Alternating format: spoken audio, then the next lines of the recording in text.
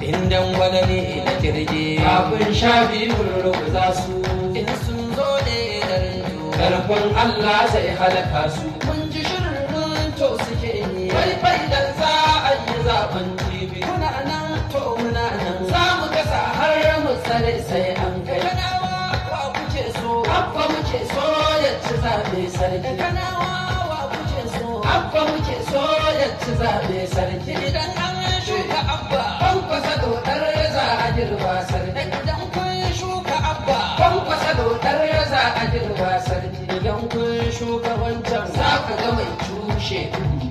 shi idan kun shuka wancan za ku ga mai yanke mai tsuke mai kwashe ko kuma ba maso hakan ba kun gani.